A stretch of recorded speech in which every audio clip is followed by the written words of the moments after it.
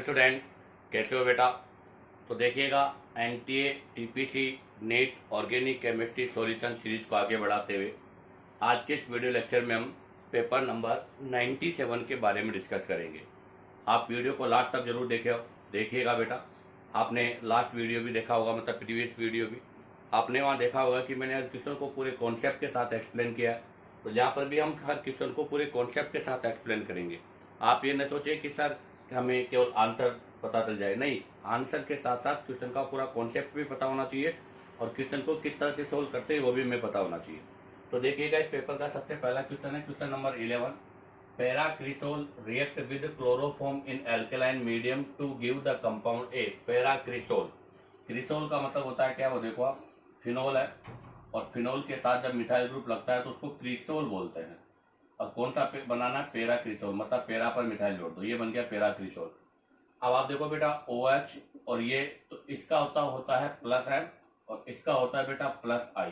इसकी टेंडेंसी मोर है, ये रिंग में मोर increase electron density in ring, ये रिंग के अंदर मोर इलेक्ट्रॉन डेंसिटी को इंक्रीज करता है क्योंकि इसका प्लस M, इसका प्लस I है। अब इसका रिएक्शन करवाना बेटा क्लोरोफॉर्म CH3 इन अल्कलाइन मतलब KOH के साथ। आपको पता है क्लोरोफॉर्म KOH जब भी रिएक्शन करता है CCl2 कार्बिन का फॉर्मेशन होता है। इसका फॉर्मेशन होता है कार्बिन का, इंटरमीडिएट है कार्बिन, और ये कार्बिन रिएक्शन करते हैं बेटा, इसको बोलते हैं राइमर टीमान रिएक्शन। कौन सी रिएक्शन बोलते हैं, राइमर टीमान रिएक्शन। क्योंकि क्लोरोफॉर्म जो होता है, मतलब सॉरी फिनोल जो होता है, क्लोरोफॉर्म और अल्कोहलिक KOH के साथ में राइमर टीमान रिएक्शन करता है और राइमर टीमान के वाया यहां से बनेगा बेटा सैलिसिलिक एल्डिहाइड। तो ये आपका फिनोल है, ये फिनोल यहाँ पर है, तो इसके रेस्पेक्ट में यहाँ पर क्या होगा, यहाँ पर आपका CHO एल्डिहाइड लग जाएगा और मिथाइल का मिथाइल रहेगा। तो यहाँ से मेरे पास क्या बन जाएगा, सैलिसिलिक एल्डिहाइड बन जाएगा। अब वो कह रहा है कि which added hydrogen cyanide to form compound B. ये आपके पास कंपाउंड ए बन गया। अब इस कंपाउंड ए के अंदर हाइड्रोजन साइनाइड जोड़ना है। हाइड्रोजन साइनाइड का मतलब हो गया बेटा NaR, न्यूक्लियोफिलिक एडिशन रिएक्शन हो गई, जो कि इसके अंदर यहाँ पर अटैक करेगी। कैसे अटैक करेगी वो बता दूं, देखो C डबल बॉन्ड O होता है, तो ये पाई बॉन्ड यहाँ शिफ्ट होगा, इस पे नेगेटिव हो जाएगा, इस पे पॉजिटिव हो जाएगा। पॉजिटिव वाले पर तो CN जुड़ जाएगा, नेगेटिव वाले पर H जुड़ जाएगा। तो यहाँ से मेरे पास जो प्रोडक्ट बनेगा वो बनेगा बेटा साइनोहाइड्रिन। तो यहाँ से आपके पास जो प्रोडक्ट बनेगा वो प्रोडक्ट हो गया साइनोहाइड्रिन। तो C और C के साथ में एक OH हो जाएगा और एक आपका क्या बन जाएगा CN, ये बन गया साइनोहाइड्रिन। ये बन गया बेटा बी प्रोडक्ट आ गया साइनोहाइड्रिन। अब वो कह रहा है कि the latter on acidic hydrolysis give craze carboxylic acid. अब इसका हम हाइड्रोलाइसिस करेंगे एसिडिक मीडियम में। एसिडिक मीडियम में हाइड्रोलाइसिस का मतलब हो गया बेटा कंप्लीट हाइड्रोलाइसिस। अब ध्यान रखना, दो चीज है, अगर आप एसिडिक मीडियम में कराओगे तो कंप्लीट होगा और एसिड बनेगा, और अगर आप एसिडिक नहीं बेसिक मीडियम में कराओगे तो पार्शियली होगा और वहां से मेरे पास अमाइड का फॉर्मेशन होगा। उसने भी कंप्लीट करवाया है। कंप्लीट का मतलब है डाइल्यूट HCl के साथ, और अगर पार्शियली होता तो कंसंट्रेट HCl के साथ। अब जैसे साइनोहाइड्रिन का हाइड्रोलाइसिस होगा, CN जो ग्रुप आपका, ये CN ग्रुप किस में कन्वर्ट हो जाएगा, एसिड में कन्वर्ट हो जाएगा। तो यहाँ पे COH हो जाएगा और यहाँ पे COOH कार्बोक्सिलिक एसिड बन जाएगा और यहाँ पर मिथाइल हो जाएगा। ये आपका C कार्बोक्सिलिक एसिड हो गया। तो the structure of carboxylic acid is, आप बताओ इस कार्बोक्सिलिक एसिड का स्ट्रक्चर क्या है। तो इस कार्बोक्सिलिक एसिड का स्ट्रक्चर ये होगा। तो बताओ कौन सा आपका ऑप्शन राइट है। तो देखिएगा, फर्स्ट ऑप्शन तो आपका इसलिए रॉन्ग है क्योंकि CH2 COOH नहीं बनेगा, यहाँ केरल सेंटर नहीं है। ये भी इसलिए रॉन्ग है क्योंकि मिथाइल के रेस्पेक्ट में ऑर्थो जो पॉसिबल नहीं है। थर्ड वाले में देखिएगा बेटा, फिनोल के रेस्पेक्ट में ऑर्थो पर है और यहाँ पर हाइड्रोजन OH अर्थात केरल सेंटर भी है, तो यही आंसर आपका राइट है। अब आ जाएगा next question number 12। CH3 C double bond O CH2 CH2 CH2 CH2 C double bond OH OH minus. बेटा OH के साथ में कार्बोनिल कंपाउंड का रिएक्शन है। तो ये भी मैं आपको एक पॉइंट क्लियर कर दूं कि आपके जो कार्बोनिल कंपाउंड होते हैं वो एक तो होता है डाइल्यूट OH और एक होता है बेटा कंसंट्रेटेड OH। डाइल्यूट OH के साथ तो करते हैं एल्डोल और कंसंट्रेटेड के साथ में करते हैं बेटा केनिजारो। दोनों रिएक्शन अपोजिट है, दोनों रिएक्शन आपकी बिल्कुल अपोजिट है बेटा। एक में अल्फा हाइड्रोजन होता है, एक में विदाउट अल्फा हाइड्रोजन। तो ये तो होता है विद अल्फा हाइड्रोजन और ये होता है आपका विदाउट अल्फा हाइड्रोजन। अब आप देखिएगा, हमें यहाँ पर बताना है मेजर प्रोडक्ट क्या होगा। तो बेटा ये कंसंट्रेटेड HCl के साथ में हीटिंग किया है, अर्थात ये आपका इंट्रामोलिकुलर ये आपका इंट्रामोलिकुलर एल्डोल कंडेंसेशन है बेटा। हीटिंग कर दिया ना, हीटिंग का मतलब हो गया कंडेंसेशन, जहां से वाटर मॉलिक्यूल्स आपको रिमूव करना है। कैसे होगा वो मैं आपको क्लियर कर दूं। देखो स्ट्रक्चर बना देता हूँ। सी डबल बॉन्ड हो, सी 4 कार्बन है और उसके बाद में एल्डिहाइड है।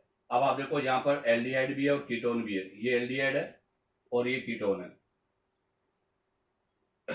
बताओ एल्डिहाइड और कीटोन में से NaR के रेस्पेक्ट में रिएक्टिविटी किसकी ज्यादा होती है? तो बेटा aldehyde is more reactive than ketone, अर्थात एल्डिहाइड की रिएक्टिविटी कीटोन के कंपेयर में मोर है। तो आप देखो इसके रेस्पेक्ट में अल्फा हाइड्रोजन है, तो यहाँ पर भी आपका अल्फा हाइड्रोजन है, ये भी अल्फा हाइड्रोजन है, ये भी अल्फा हाइड्रोजन है। वो एल्डिहाइड वाला अल्फा हाइड्रोजन है, इसलिए बेटा इसकी रिएक्टिविटी मोर है, इसलिए यहाँ पर आपका कार्बेनाइन नहीं बनेगा। तो कार्बेनाइन यहाँ पर बनेगा, फिर यहाँ पर बनेगा। अब आप देखो अगर मैं यहाँ कार्बेनाइन बनाता हूं तो 1 2 3 4 5 मेंबर रिंग का फॉर्मेशन होता है, और अगर यहाँ पर बनाता हूं तो 7 मेंबर रिंग का फॉर्मेशन होता है। तो आपको पता है बेटा C7 मेंबर जो रिंग होती है उसकी स्टेबिलिटी नहीं होती, जबकि C6 या जो C5 मेंबर है उसकी स्टेबिलिटी मोर है। तो इसका मतलब C5 और C6 मेंबर जो साइकिल बनती है उसकी स्टेबिलिटी होती है, वही फॉर्मेशन होगा। तो इसका मतलब इसमें जो कार्बेनाइन बनेगा वो इस कार्बन पर बनेगा, तो यहाँ पर कार्बेनाइन बनेगा और उसके बाद फिर अटैक होगा। तो देखो कैसे होगा रिएक्शन, वो क्लियर करता हूं मैं। C double bond C double bond H, यहाँ से अल्फा हाइड्रोजन हटेगा। कैसे हटेगा अल्फा हाइड्रोजन वो भी बताऊं। ये H है, यहाँ से हम बेस ले रहे हैं OH माइनस H को हटा देगा, यहाँ नेगेटिव आ जाएगा। अब ये नेगेटिव इस पर अटैक करेगा, यहाँ पर ये नीचे आ जाएगा। तो देखो 1 2 3 4 5 मेंबर रिंग बन जाएगी। तो ये बना देता हूं मैं 5 मेंबर रिंग, ये बन गई 5 मेंबर रिंग। अब आप देखो 5 मेंबर रिंग में नंबरिंग कर लो। ये 1 हो गया, ये 2 हो गया, ये 3 हो गया, ये 4 हो गया और ये 5 हो गया। अब आप देखो ये कौन सा है, 1 2 3 4 5 1 वाले कार्बन पर। तो इस 1 वाले कार्बन पर तो O माइनस लगा देता हूँ। उसके बाद में आप देखो 5 नंबर के कार्बन पर, यही 5 नंबर का कार्बन है, इस 5 नंबर के कार्बन पे C डबल बॉन्ड O लगा दो आप। तो यहाँ से मैं COCH3 लगा देता हूँ। अब देखो आप ये कार्बोनिल कंपाउंड था, इसके रेस्पेक्ट में अल्फा हो गया। ये कार्बोनिल कंपाउंड है, इसके रेस्पेक्ट में यहाँ पर क्या हो जाएगा बेटा, अल्फा हो जाएगा। और अब इसके बाद में यहाँ पर बीटा देखना है आपको। तो यहाँ से ये कार्बन का क्या हो गया, बीटा हो गया। यहाँ से आपका क्या होगा, पहले तो फिनोल में कन्वर्ट हो जाएगा, ये फिनोल बन गया। अब इसको आप क्या करोगे, हीट करोगे तो यहाँ से OH और यहाँ से H रिमूव हो जाएगा, और यहाँ पर आपका अनसेचुरेटेड अर्थात डबल बॉन्ड का फॉर्मेशन हो जाएगा, ये बन जाएगा। तो बताओ इसके लिए करेक्ट आंसर कौन सा होगा? तो फर्स्ट ऑप्शन तो आपका रॉन्ग है, 7 मेंबर रिंग नहीं बनेगी बेटा। बी में देखो डबल बॉन्ड COCH3, यही आंसर आपका राइट है। सी इसलिए नहीं होगा क्योंकि बेटा कीटोन की रिएक्टिविटी कम है, एल्डिहाइड की मोर है, और ये इसलिए रॉन्ग होगा क्योंकि यहाँ पर 6 मेंबर रिंग का फॉर्मेशन पॉसिबल नहीं है। अब आप चाहो तो यहाँ से इसका स्क्रीनशॉट ले लीजिएगा। अब हम यहाँ से नेक्स्ट क्वेश्चन के बारे में डिस्कस करेंगे। तो देखिएगा अब हम डिस्कस करेंगे next question number 13। Question number 13 में आपको Me2N N2 डाइजोनियम, ये भी डाइजोनियम, ये भी डाइजोनियम, डाइजोनियम आपको दिए रखा है यहाँ पर। और क्वेश्चन यह है कि for the above given diazonium ion the order of reactivity toward the diazo coupling with phenol in presence of dilute NaOH, अर्थात फिनोल के साथ रिएक्शन करना है। तो आप जरा देखो ये स्ट्रक्चर होता है बेटा फिनोल का, और फिनोल के साथ में यहां से मैं डाइएजोनियम की बात कर रहा हूं, यह है डाइएजोनियम। अब आप देखो बेटा फिनोल और डाइएजोनियम में डाइएजोनियम जो है वो आपके इलेक्ट्रोफाइल की तरह बिहेव करता है, और it is the example of ESR। ये आपके इलेक्ट्रोफिलिक सब्स्टिट्यूशन रिएक्शन का एग्जांपल है जिसके अंदर आपका डाइएजोनियम इलेक्ट्रोफाइल की तरह काम करता है, और ये आपका सब्ट्रैक्ट है बेटा। यहाँ पर आपका ये सब्ट्रैक्ट है, ये इलेक्ट्रोफाइल अर्थात रिएजेंट है, रिएजेंट आपके सब्ट्रैक्ट पर अटैक करता है और यहाँ से प्रोडक्ट बनता है। अब आप देखो जो इलेक्ट्रोफाइल है ये सब्ट्रैक्ट है, तो ये आपके रिंग में अटैक करेगा। तो बेटा रिंग में इलेक्ट्रॉन डेंसिटी हाई होनी चाहिए। क्या होनी चाहिए, आपकी इलेक्ट्रॉन डेंसिटी हाई होनी चाहिए, क्योंकि इलेक्ट्रॉन डेंसिटी जितनी ज्यादा होगी आपका इलेक्ट्रोफाइल उतना ही क्या करेगा, फास्ट अटैक करेगा। तो इसका मतलब सब्ट्रैक्ट के ऊपर इलेक्ट्रॉन डेंसिटी हाई कब होगी, जब यहाँ पर आपका EDG ग्रुप होगा। तो यहाँ पर तो आपका ऑलरेडी EDG ग्रुप है, प्लस M इफेक्ट इसका है, तो रिंग में इलेक्ट्रॉन डेंसिटी ज्यादा है। और इलेक्ट्रोफाइल के लिए है कि बेटा ये आपका हाईली इलेक्ट्रॉन डेफिशिएंट होना चाहिए, हाईली इलेक्ट्रॉन डेफिशिएंट होना चाहिए, क्योंकि ये जितना ज्यादा इलेक्ट्रॉन डेफिशिएंट होगा ये बेटा उतना ही क्या करेगा, फास्ट अटैक करेगा, और फास्ट अटैक करेगा तो आपको पता बेटा क्या होगा, फास्ट रिएक्शन भी होगा। तो इसका मतलब आपका इलेक्ट्रोफाइल जो है वो हाईली इलेक्ट्रॉन डेफिशिएंट होना चाहिए। अब बताओ ये हाईली इलेक्ट्रॉन डेफिशिएंट कब होगा, जब इसके ऊपर आपका इलेक्ट्रॉन विड्रॉल ग्रुप अर्थात -m और -I वाला ग्रुप लगेगा, तो ये आपका हाईली इलेक्ट्रॉन डेफिशिएंट होगा, हाईली अटैक करेगा, हाईली अटैक करेगा तो रेट ऑफ रिएक्शन भी फास्ट होगा। तो इसका मतलब यहाँ पर रिएक्टिविटी में हमें यही चेक करना है कि आपका जो डाई एजोनियम है उस पर कौन सा ग्रुप होना चाहिए, electron withdrawal group present at पेरा ऑन डाई एजोनियम, अर्थात आपका जो डाई एजोनियम है उसके पेरा पोजीशन पर इलेक्ट्रॉन विड्रॉल ग्रुप प्रेजेंट होना चाहिए। तो अब आप जरा देखो, सबसे पहले में Me2 है अर्थात इसका +m है, OCH3 इसका भी +m है, NO2 इसका -m है और CH3 इसका +I है। और रिएक्टिविटी के लिए बेटा सबसे पहले -m आएगा, उसके बाद -I आएगा, उसके बाद +I आएगा और +m वाला सबसे लास्ट में आएगा। तो बताओ सबसे ज्यादा रिएक्टिविटी किसकी होगी, सेकंड वाले की होगी, क्योंकि इस पर पॉजिटिव चार्ज हाई होगा। उसके बाद में कौन सा वाला आएगा बेटा, फोर्थ वाला, क्योंकि इसके ऊपर +I है, तो इस पे -m है, इस पर +I है। अब आप देखो इस पर भी +m है, इस पर भी +m है, बट बेटा OCH3 का +m कम होता है और आपके Me2N का जो +m होता है वो मोर होता है, तो इसका +m मैक्सिमम है, इसलिए सबसे लास्ट में आएगा। तो यहाँ पर रिएक्टिविटी का ऑर्डर क्या होगा, सेकेंड, फोर्थ, थर्ड, फर्स्ट। तो बताइएगा कौन सा आंसर आपका राइट है। तो बेटा आपका यहाँ पर आंसर राइट है, second, fourth, third, first, B answer आपका राइट है। अब आ जाएगा next question number 14। Alpha D glucose and beta D glucose are the, आपको बताना है अल्फा डी ग्लूकोज और बीटा डी ग्लूकोज में क्या रिलेशनशिप है। तो बेटा अल्फा डी ग्लूकोज और बीटा डी ग्लूकोज ये दोनों एक दूसरे के एनोमर होते हैं। इसका मतलब क्या है, देखो ग्लूकोज का ये होता है साइक्लिक स्ट्रक्चर, ग्लूकोज का लीनियर स्ट्रक्चर है, बट वहां पर जब हेमी एसीटेल का फॉर्मेशन होता है तो यहाँ से साइक्लिक स्ट्रक्चर बनता है। ये इसका C1 कार्बन है, इस C1 कार्बन पे एक बार OH नीचे होता है और एक बार बेटा इसी C1 कार्बन पर OH अप की साइड में होता है। तो एक में अप साइड होता है, एक में डाउन साइड होता है। बाकी कार्बन पर जो कॉन्फ़िगरेशन होता है वो बिल्कुल सिमिलर होता है, इस कॉन्फ़िगरेशन में कोई भी चेंज नहीं होता। बाकी कार्बन पर जो कॉन्फ़िगरेशन है वो सेम होता है, वो चेंज नहीं होता। केवल C1 कार्बन पे कॉन्फ़िगरेशन चेंज होता है, एक में OH नीचे वाले को अल्फा, जिसमें OH ऊपर होता है उसको बीटा, और ऐसे कार्बन को तो बोलते हैं एनोमरी कार्बन। अर्थात C1 जो कार्बन है इस कार्बन को तो हम क्या बोलते हैं बेटा, एनोमेरिक कार्बन, और ऐसे आइसोमर्स जो होते हैं बेटा उनको क्या बोलते हैं, एनोमर। अर्थात C1 कार्बन पर OH की पोजीशन में जो डिफरेंट होता है उसी को हम एनोमर्स बोलते हैं। तो इसका एग्जांपल आएगा बेटा, मतलब इसका आंसर आएगा एनोमर्स। एपीमर्स क्या होता है, एपीमर्स का मतलब होता है ये साइक्लिक फॉर्म नहीं होनी चाहिए थी। हालांकि एपीमर्स में भी केवल एक ही कार्बन पर कॉन्फ़िगरेशन चेंज होता है। जैसे अगर मैं ग्लूकोज के एपीमर्स की बात करूं तो बेटा ग्लूकोज के 3 एपीमर्स होते हैं, माजी, कितने होते हैं, 3। माजी, मा से एम से बनेगा मेनोज, ए से बनेगा एल्ट्रोज और जी से बनेगा बेटा गैलेक्टोज। ये तीनों आपके एपीमर्स हैं और मेनोज C2 पर होता है, एल्टोज C3 पर होता है और गैलेक्टोज आपका C4 पर होता है। तो ये एपीमर्स है, बट ये लीनियर में होते हैं, साइक्लिक में नहीं होते हैं। एनियोमर्स, अगर एनियोमर्स की बात करूं तो मिरर इमेज होते हैं, बट ये मिरर इमेज भी नहीं है। तो इसका करेक्ट आंसर है B. Question number 15। Question number 15 में आपको थैलीइमाइड गिवन है बेटा। थैलीइमाइड का रिएक्शन KOH के साथ करना है, उसके बाद C2H5Br के साथ करना है, ए बनेगा, हाइड्रोलाइसिस करना है, बी और सी बनेगा। आपको बताना है बी और सी क्या है। तो आप देखो इस रिएक्शन को मैं बता देता हूं कैसे होता है, तो सुने आप लोग। यहां से मेरे पास थैलीइमाइड गिवन है, हालांकि कैसे बनता है थैलीइमाइड वो भी मैं क्लियर कर दूं। ये है आपका थैलिक एसिड। कौन सा एसिड है बेटा, ये आपका है थैलिक एसिड।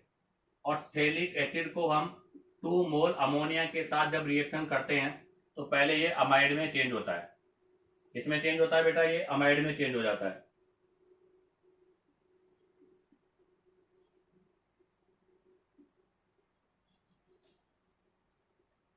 और जब इसको यहां से स्ट्रॉन्ग हीटिंग करते हैं, अमाइड को जब हम यहां से स्ट्रॉन्ग हीटिंग करेंगे तो बेटा यहां से अमोनिया गैस रिलीज हो जाएगी और एसिटा आपका ये थैलीइमाइड बन जाएगा।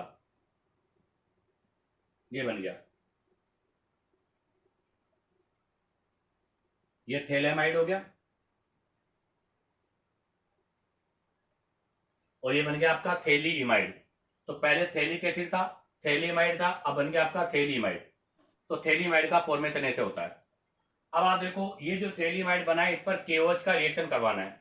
इसका रिएक्शन करवाना है बेटा KOH का। जब यहाँ पर KOH का रिएक्शन होगा तो देखो ये एसिड है, ये हाइड्रोजन आपका कौन सा हाइड्रोजन है, एसिडिक हाइड्रोजन है, और ये आपका क्या बेस है। तो यहाँ पर सबसे पहले एसिड बेस रिएक्शन होगा और उस एसिड बेस रिएक्शन के वाया यहाँ से K इस पर लग जाएगा और वाटर मॉलिक्यूल्स रिमूव हो जाएगा।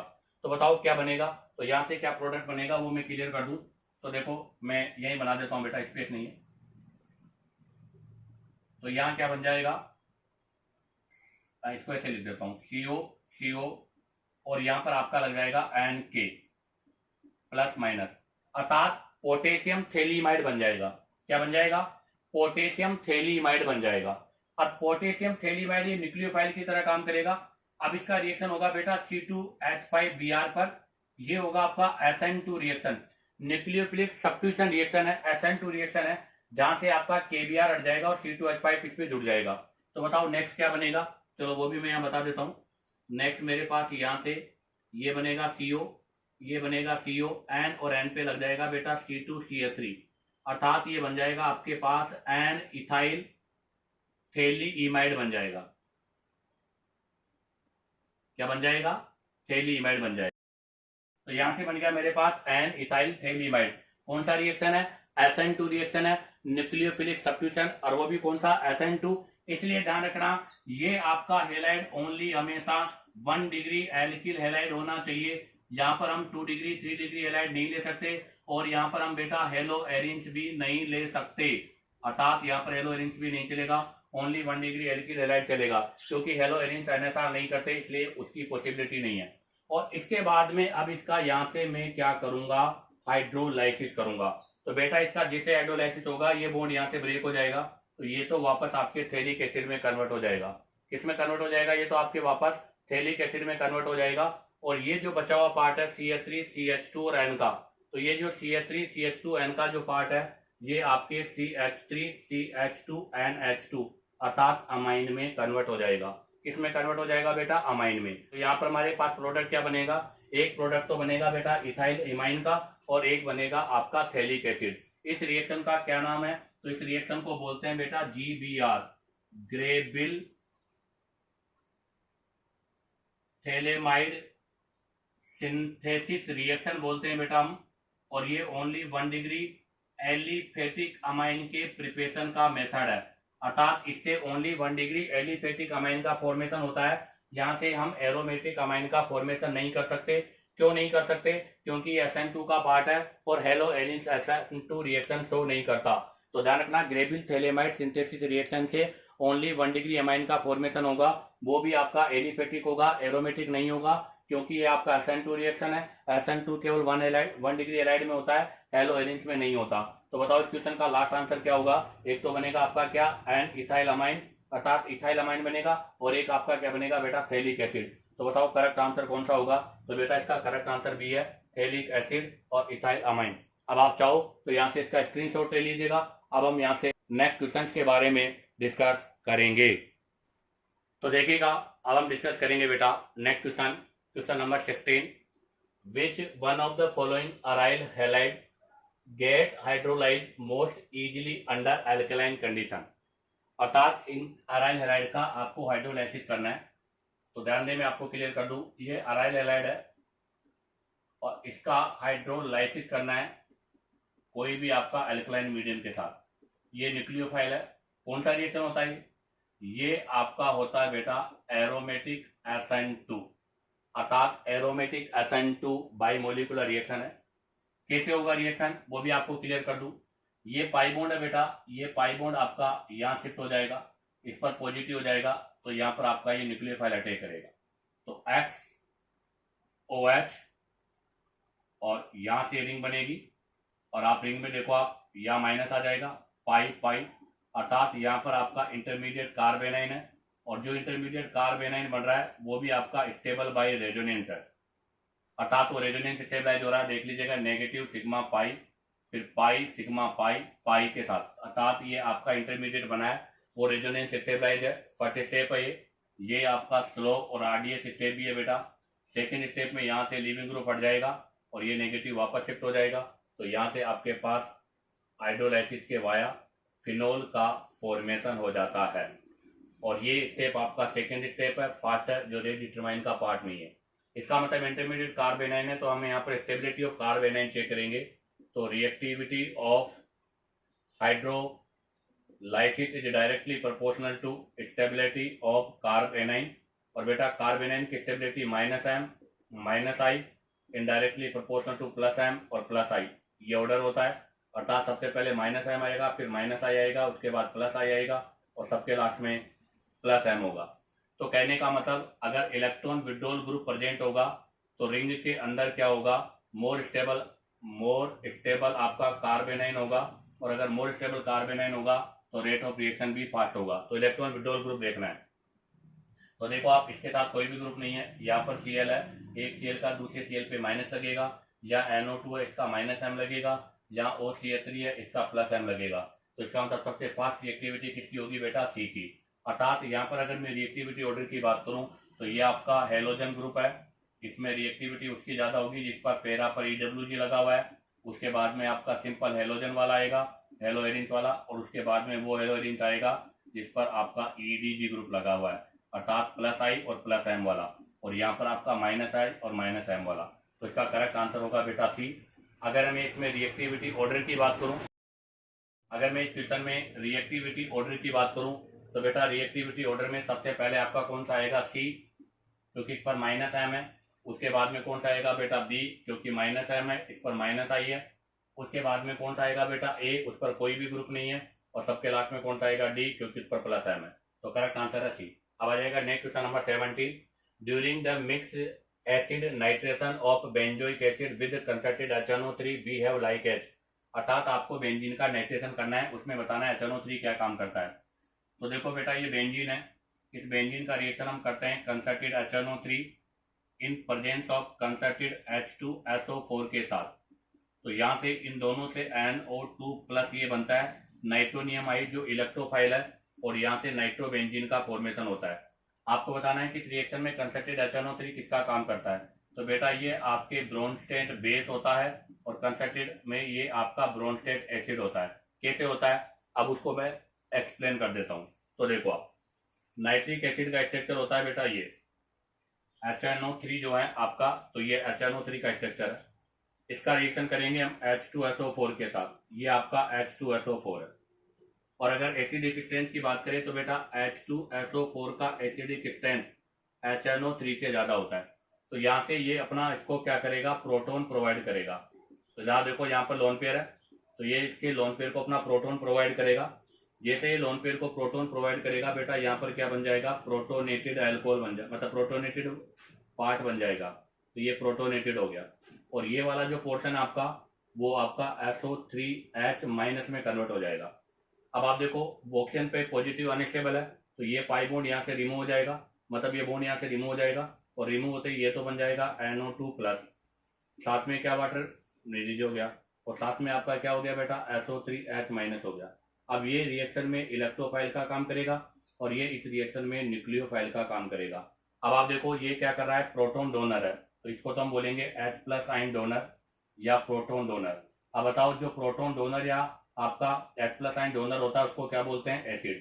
तो ये तो आपका हो गया प्रोटॉन एक्सेप्टर है, तो ये क्या बन गया, बेस। तो बताओ इस क्वेश्चन का करेक्ट आंसर क्या होगा। तो इस क्वेश्चन का करेक्ट आंसर होगा बेटा B, अर्थात ये आपके ब्रोंस्टेट बेस की तरह काम कर रहा है। अब आ जाएगा next question number 18। The correct decreasing order of priority for the functional group. अर्थात जब हम IUPAC नोमेनक्लेचर करते हैं तो उस IUPAC नोमेनक्लेचर में फंक्शनल ग्रुप का करेक्ट ऑर्डर क्या होता है। तो बेटा वैसे तो आपको डायरेक्ट लर्न होना चाहिए, फिर भी मैं आपको बता दूं। देखो सबसे पहले टॉप पर आता है कार्बोक्सिलिक एसिड, उसके बाद में आता है बेटा सल्फोनिक एसिड, उसके बाद में बेटा आपका आता है एनहाइड्राइड, एनहाइड्राइड के बाद में बेटा एस्टर, एस्टर के बाद में बेटा एसिड हेलाइड, एसिड हेलाइड के बाद में बेटा अमाइड। ये तो हो गए एसिड डेरिवेट्स के। अमाइड के बाद में बेटा आता है साइनाइड, साइनाइड के बाद में आइसोसाइनाइड, उसके बाद एल्डिहाइड, उसके बाद कीटोन, और कीटोन के बाद में आता है आपका एल्कोहल। तो बताओ कौन सा आंसर आपका राइट है। तो देखो सबसे पहले में COOH, फिर SO3H, SO3H, उसके बाद में एल्डिहाइड एल्डिहाइड, और एल्डिहाइड के बाद में क्या लिख रहा है बेटा, वो आपका CN साइनाइड। तो बेटा ये आपका रॉन्ग हो गया, क्योंकि एल्डिहाइड पहले हो गया, साइनाइड बाद में हो गया, तो फर्स्ट रॉन्ग हो गया। अब आप आ जाइएगा सेकंड में। सेकंड में एल्डिहाइड पहले दिया रखा है, एस्टर बाद में दे रखा है, तो ये भी रॉन्ग हो गया। थर्ड देखो बेटा, साइनाइड, बिल्कुल साइनाइड पहले होगा, उसके बाद में आपका OH एल्कोहल होगा, एल्डिहाइड इसके बाद में नहीं होगा, ये भी रॉन्ग हो गया। सल्फोनिक एसिड, एल्डिहाइड, ये भी आपका रॉन्ग हो गया। बेटा ये आपका मिस्टेक क्वेश्चन है, इसमें कोई सा भी ऑप्शन आपका राइट नहीं है। अगर आप इसमें राइट ऑप्शन करना चाहते हो तो इसको आप इंटर कन्वर्ट कर लो, अर्थात सबसे पहले कौन आएगा, COOH, उसके बाद में कौन आएगा बेटा, सल्फोनिक एसिड, उसके बाद में कौन आएगा, साइनाइड, और साइनाइड के बाद में कौन आएगा बेटा, एल्डिहाइड। तो इसका करेक्ट आंसर कौन सा होगा बेटा, अगर ये ऑर्डर होता है तो इसका करेक्ट आंसर आपका फर्स्ट हो जाएगा। अभी इसमें चारों ऑप्शन आपके रॉन्ग है, करेक्ट आंसर आपका ये है। अब आप चाहो तो यहाँ से इसका स्क्रीनशॉट ले लीजिएगा। अब हम यहाँ से नेक्स्ट क्वेश्चन के बारे में डिस्कस करेंगे। तो देखिएगा, अब हम डिस्कस करेंगे बेटा next question number 19, which of the following reacting substance will not liberate acetylene gas. आपको बताना है इसमें से किसके अंदर एसिटिलीन गैस का फॉर्मेशन नहीं होता। सबसे पहला ऑप्शन है CH3Cl+Ag, फर्स्ट ऑप्शन, अर्थात एल्किल हैलाइड के साथ में Ag, बटा एल्किल हैलाइड के साथ में Ag का कोई रिएक्शन नहीं होता, तो इसका फर्स्ट आंसर ही राइट हो गया। सेकंड में कैल्शियम कार्बाइड का वाटर के साथ हाइड्रोलाइसिस, तो आप जरा देखिएगा, कैल्शियम कार्बाइड को हम जब ब्रेक करते हैं तो C2 और 2-2 ये था इसका फॉर्मेशन होता है। अब आप देखो यहाँ पर 2 + 2 है, तो जब इसका हाइड्रोलाइसिस करेंगे तो हमें यहाँ से 2 वाटर मॉलिक्यूल्स की रिक्वायर्ड होगी। ये 2 वाटर मॉलिक्यूल्स का आपने हाइड्रोलाइसिस कर दिया। अब प्लस वाले के साथ माइनस और माइनस वाले के साथ प्लस, तो यहाँ से एक तो बन जाएगा कैल्शियम हाइड्रोक्साइड और एक पोर्शन आपका बन जाएगा C2H2, और C2H2 का मतलब क्या हो गया, इथाइलिन गैस, अर्थात यहाँ से एसिटिलीन गैस का मतलब लिबरेशन होगा। सी ऑप्शन दिया है बेटा, सी ऑप्शन जो है इसके अंदर आपको क्लोरोफॉर्म दिया है, और chloroform in presence of, chloroform मतलब यहाँ पर आपका आइडोफॉर्म है, iodoform in presence of 6 Ag mole, elimination है। ये कौन सा रिएक्शन है, एलिमिनेशन, और एलिमिनेशन रिएक्शन के via CH triple bond CH, अर्थात एसिटिलीन गैस का फॉर्मेशन करता है, तो यहां से भी एसिटिलीन गैस बनेगा। अब आ जाइएगा डी ऑप्शन, विनाइलिक क्लोराइड, ये होता है बेटा आपका विनाइलिक क्लोराइड। हालांकि विनाइलिक क्लोराइड में रेजोनेंस हो रहा है, अर्थात ये आपका रेजो स्टेबल है, और रेजो स्टेबल होने की वजह से हम यहाँ पर जो बेस लेंगे वो अल्कोहलिक KOH नहीं ले सकते, क्योंकि ये वीक बेस है। स्ट्रॉन्ग बेस लेंगे NaNH2, क्योंकि NaNH2 स्ट्रॉन्ग बेस है। तो जब स्ट्रॉन्ग बेस लेंगे तो स्ट्रॉन्ग बेस की प्रेजेंस में ये क्या करेगा, यहाँ से आपके एक हाइड्रोजन को रिमूव करेगा। तो जैसे मैंने यहाँ से स्ट्रॉन्ग बेस आपका कौन सा लिया है, NH2-, NH2 हाइड्रोजन को हटाएगा, ये बॉन्ड यहाँ शिफ्ट हो जाएगा, Cl यहाँ से रिमूव हो जाएगा, और CH ट्रिपल बॉन्ड CH, अर्थात एसिटिलीन गैस का फॉर्मेशन हो जाएगा। ये भी आपका एलिमिनेशन है, ये भी आपका एलिमिनेशन है, ये आपका हाइड्रोलाइसिस है। तो फर्स्ट आंसर आपका राइट है, क्योंकि फर्स्ट में एसिटिलीन गैस नहीं बनेगा, बाकी सभी ऑप्शन से एसिटिलीन गैस का फॉर्मेशन पॉसिबल है। नेक्स्ट आ जाइएगा question number 31, which of the following is most reactive toward unimolecular substitution reaction. आपको बताना है कि इनमें से कौन सा SN1 के रेस्पेक्ट में मोर रिएक्टिव है। तो पहले तो SN1 का कॉन्सेप्ट देखो क्या होता है। तो ये है आपका एल्किल हैलाइड, इसका रिएक्शन करते हैं हम न्यूक्लियोफाइल के साथ। तो बेटा सबसे पहले आपका लिविंग ग्रुप X- के रूप में हटेगा, कार्ब केटाइन बनेगा, इस कार्ब केटाइन पे न्यूक्लियोफाइल अटैक करेगा, RNU बन जाएगा। ये आपका स्टेप फर्स्ट है, और ये आपका स्टेप सेकंड है। स्टेप फर्स्ट जो है वो आपका स्लो और RDS स्टेप है, तो ये स्टेप आपका स्लो भी है और RDS भी है, और यहाँ पर आपका इंटरमीडिएट क्या बन रहा है, कार्ब केटाइन। तो इसका मतलब रेट ऑफ रिएक्शन जो है, rate of reaction is directly proportional to stability of carbocation पे डिपेंड करेगा। More stable carbocation more reactive, less stable carbocation less reactive. और कार्ब केटाइन की stability बेटा +M, उसके बाद +I, उसके बाद -M, उसके बाद -I, ये इसका ऑर्डर होता है। अर्थात पहले +M वाला आएगा, फिर +I वाला आएगा, उसके बाद में -I वाला, और सबके लास्ट में -M वाला होगा। तो जरा आप देखिएगा, पहला बेंजाइलिक क्लोराइड है, इसके पैरा पर OCH3 ग्रुप लगा हुआ है, इसका +M होगा, और आंसर भी यही होगा। सेकेंड वाला बेंजाइलिक है, जिसको केवल रेजोनेंस की एडवांटेज है। थर्ड वाले में इसके पैरा पर है, प्लस आई लगेगा बेटा, और फोर्थ वाले में मेटा पर है तो इसका माइनस आई लगेगा। तो बताओ अगर हम यहाँ पर ऑर्डर की बात करें तो ऑर्डर क्या होगा, तो सबसे पहले आपका ए वाला आएगा क्योंकि इस पे प्लस एम है, उसके बाद सी वाला आएगा क्योंकि इस पे प्लस आई है, उसके बाद बी वाला आएगा क्योंकि उसके अंदर रेजोनेंस स्टेबलाइज हो रहा है, और लास्ट वाले में आपका डी आएगा क्योंकि इस पे माइनस आई है। अर्थात यहाँ से हमारे पास जो केटाइन का फॉर्मेशन हो रहा है सभी में, तो मेरे पास यहाँ से सभी में ये वाला केटाइन बनेगा जिसमें पैरा पर अगर ई डी जी होगा तो रेट ऑफ रिएक्शन बढ़ेगा, और अगर ई डब्ल्यू जी होगा तो रेट ऑफ रिएक्शन घटेगा। तो इसका करेक्ट आंसर है ए। अब आप चाहो तो यहाँ से इसका स्क्रीनशॉट ले लीजिएगा। अब हम यहाँ से नेक्स्ट क्वेश्चन के बारे में डिस्कस करेंगे। तो देखिएगा अब हम डिस्कस करेंगे next question number 32। Which of the following will not decolourise pink colour of cold dilute alkaline KMnO4 solution. ध्यान रखना बेटा, कोल्ड डाइल्यूट एल्केलाइन KMnO4 अर्थात 1% एल्केलाइन KMnO4, इसको बोलते हैं बेटा बेयर रिएजेंट। क्या बोलते हैं इसको? Baeyer reagent. और बेयर रिएजेंट होता है वो होता है बेटा टेस्ट फॉर अनसैचुरेटेड के लिए। किसका टेस्ट है ये? टेस्ट फॉर अनसैचुरेटेड अर्थात डबल बॉन्ड और ट्रिपल बॉन्ड का टेस्ट है। जिसके अंदर डबल बॉन्ड ट्रिपल बॉन्ड होते हैं वो सभी टेस्ट को शो करते हैं, बट आपका डबल बॉन्ड ट्रिपल बॉन्ड बेटा लोकेलाइज होना चाहिए, अर्थात वो डी लोकेलाइज नहीं होना चाहिए। अगर वो डी लोकेलाइज होगा तो ऐसा टेस्ट शो नहीं करेगा। तो ध्यान रखना, डी लोकेलाइज नहीं, केवल लोकेलाइज होना चाहिए। तो आप जरा देखो, फर्स्ट में ट्रिपल बॉन्ड है शो करेगा, सेकंड में डबल बॉन्ड है शो करेगा, थर्ड आंसर राइट है क्योंकि थर्ड में कोई भी डबल बॉन्ड नहीं है, फोर्थ में डबल बॉन्ड है शो करेगा। तो ध्यान रखना बेटा, टेस्ट फॉर अनसैचुरेटेड के लिए मैं बात करूं तो दो रिएजेंट हम यूज करते हैं। एक तो आपका बीआर रिएजेंट है जो आपके सामने लिखा हुआ है, एक हम यूज करते हैं बेटा Br2 + CCl4 ब्रोमीन वाटर के साथ कार्बन टेट्राक्लोराइड। इसके अंदर भी आपका पिंक कलर जो होता है वो डिसअपियर हो जाता है। ये दोनों ही टेस्ट फॉर अनसैचुरेशन के लिए रेस्पॉन्सिबल है। किसके लिए रेस्पॉन्सिबल है? Test for unsaturation. जैसे देखो सी डबल बॉन्ड सी है, अगर इसका रिएक्शन बेयर रिएजेंट के साथ करेंगे तो यहाँ से डबल बॉन्ड हट जाएगा, एक OH इस पे लगेगा, एक OH इस पे लग जाएगा। ऐसे देखो सी डबल बॉन्ड सी है, इसका रिएक्शन करेंगे ब्रोमीन के साथ तो बेटा यहाँ से डबल बॉन्ड हट जाएगा, एक Br इस पे लग जाएगा, एक Br इस पे लग जाएगा, और आपका जो कलर है वो डिसअपियर हो जाएगा। तो इसका करेक्ट आंसर है बेटा सी। अब आ जाएगा next question number 33। How many among the following compounds are the display tautomerism. आपको बताना है इसमें कौन कौन से कंपाउंड टोटोमेरिज्म करेंगे। और टोटोमेरिज्म के लिए सबसे पहली कंडीशन है कि अगर आपका कोई इलेक्ट्रॉन विड्रॉल ग्रुप है तो इस इलेक्ट्रॉन विड्रॉल ग्रुप के साथ लगा हुआ कार्बन आपका अल्फा कार्बन और उस पर लगा हुआ आपका हाइड्रोजन अल्फा हाइड्रोजन होता है, और कम से कम एक अल्फा हाइड्रोजन होना जरूरी है। अगर आपके पास एक अल्फा हाइड्रोजन नहीं होगा तो आपका टोटोमेरिज्म भी नहीं होगा। At least 1 alpha hydrogen must be. एक अल्फा हाइड्रोजन आपका होना चाहिए। इलेक्ट्रॉन विड्रॉल ग्रुप में आपका एल्डिहाइड हो सकता है, कीटोन हो सकता है, NO2 हो सकता है, साइनाइड हो सकता है।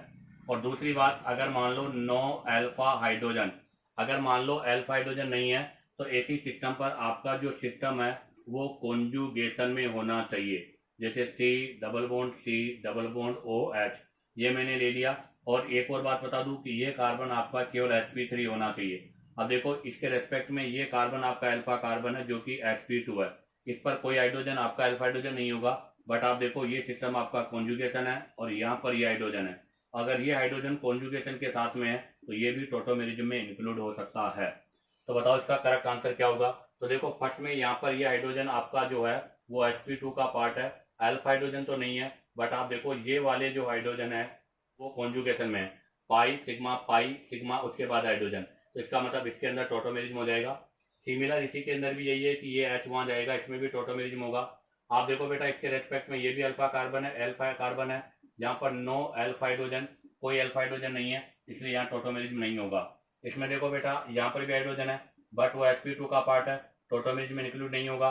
इसके पैरा पर देखो बेटा, वहां पर पैरा पर हाइड्रोजन था, यहाँ पर पैरा पर आपका मिथाइल लगा हुआ है, अर्थात यहाँ पर अगर मिथाइल होगा अल्फा बीटा गामा, और ये गामा है इसलिए इसको क्या बोलते हैं बेटा, इस वाली कंडीशन को हम गामा टोटोमेरिज्म भी बोलते हैं, क्योंकि यहाँ पर जो टोटोमेरिज्म हो रहा है वो गामा हाइड्रोजन के साथ हो रहा है। बट यहाँ पर गामा पर हाइड्रोजन भी नहीं है, इसलिए इसमें भी टोटोमेरिज्म नहीं होगा।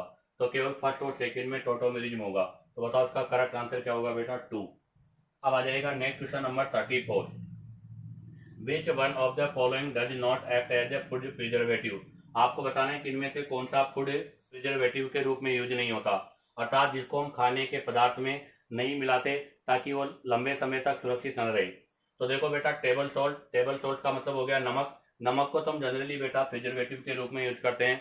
आप लोगों ने देखा होगा मछली जो होती है फिश, उस फिश के चारों तरफ आप टेबल सॉल्ट का लेप करते हो, जिससे वो सड़ने से बच जाती है। या हमारी जो दालें होती है, दालों में भी हम नमक को मिलाकर रखते हैं ताकि उसके अंदर कोई भी आपके कीड़े नहीं लगते। तो इसका मतलब टेबल सॉल्ट तो आपका प्रिजर्वेटिव है। सेकेंड, शुगर में आप देखो बेटा, मुरब्बे में शुगर होता है। इसके अलावा आपका आगरे का जो पेठा होता है उसमें भी शुगर होता है, शुगर का लेप होता है।